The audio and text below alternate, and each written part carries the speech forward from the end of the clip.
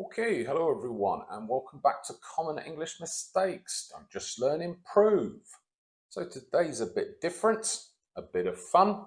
I'm going to correct the English of an Italian character called Furio from the TV show The Sopranos. The Sopranos is very, very well written, so I think they've deliberately included these mistakes for a character who has very fluent English but isn't quite perfect, which I think is a lot of people. Not that I would correct this guy in real life, because he's quite a scary character. So let's begin.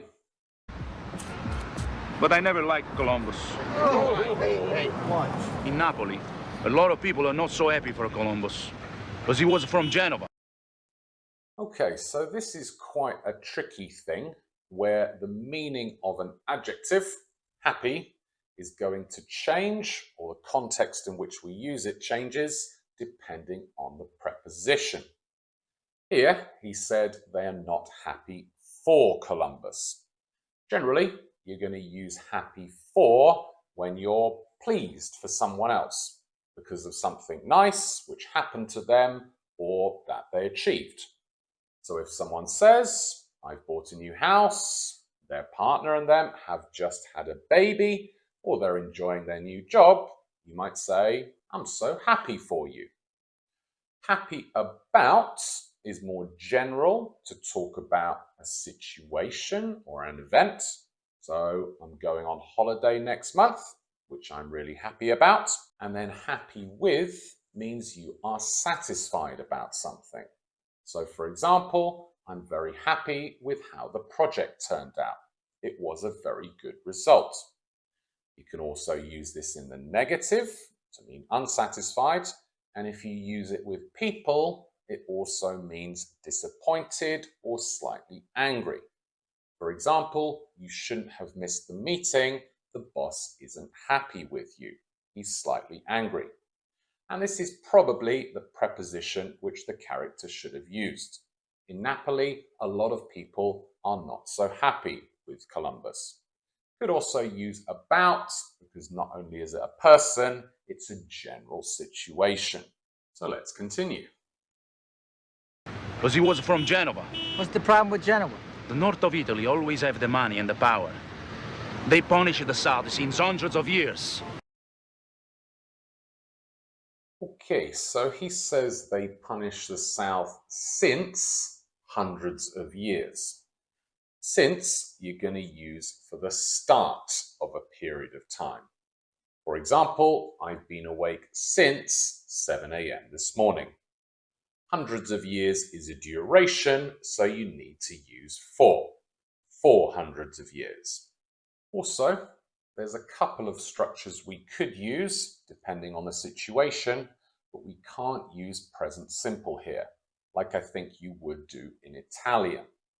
Either it's finished, they no longer punish the South, in which case use past simple, they punished the South for hundreds of years. Probably though, because he's quite angry, it's still continuing, so use present perfect. They've punished the South for hundreds of years, or as it's a continuous action, present perfect continuous. They've been punishing the South for hundreds of years. Okay, next one.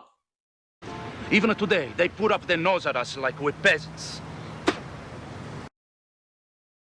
Okay, here he's got the right meaning, just got a phrase slightly wrong.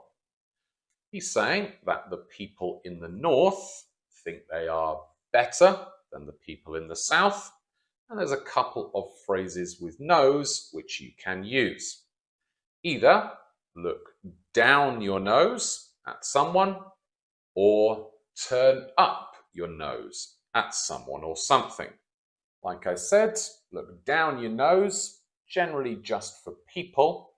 Turn up your nose can be people or things.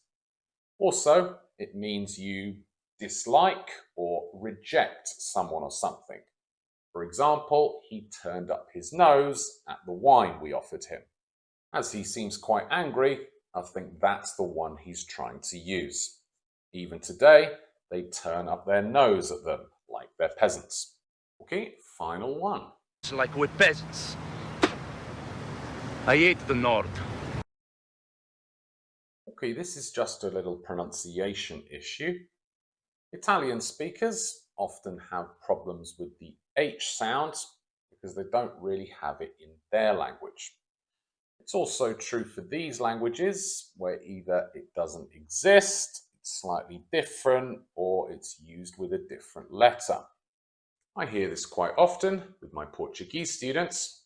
To practice with them, I tell them to put their hand in front of their mouth and practice saying the words. If you say it correctly, hate, you should feel your breath on your hand. Practice saying H words like this, it will help you to improve your pronunciation. Anyway, explanation over. Before we do a bit of practice, if you're happy with this lesson, satisfied with it, do make sure to like and subscribe, and also check out my Patreon, link in the description. For the price of a sandwich in many places in the world, you'll get 2 lesson blocks each month, each with 3 lessons covering vocabulary, a skill, and grammar related to one topic. On Friday, I'll be releasing the first of these on Scott's expedition to the Antarctic, with cold vocabulary, a reading, and use of third conditional. Anyway, when you're ready, let's practice and improve. Just look at these questions here and complete them with language from today's lesson. And well done. If you said generally, what aren't you happy about or happy with, satisfied with in your city or country? Who was the last person you were happy for, pleased because something nice happened to them? Why do people sometimes either look down or turn up their nose at others?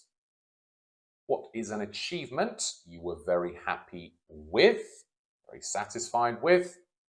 And have you been watching this channel for duration more than a year? If so, again, do think about checking out that Patreon. So now just pause the video, choose a question where maybe the language is new, and write an answer in the comments to practice. Helps me, helps you. Anyway, explanation over.